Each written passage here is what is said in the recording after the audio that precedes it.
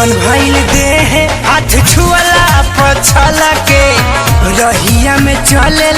जवानी तोहरे दल के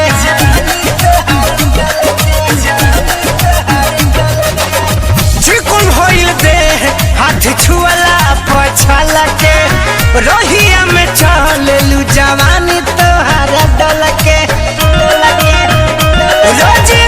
पार्टी में तोहर इनवाइट रहता रोज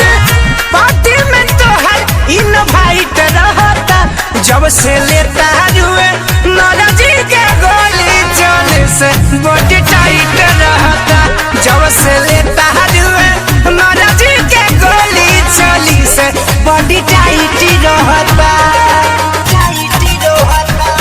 चली से बॉडी टाइट रहता।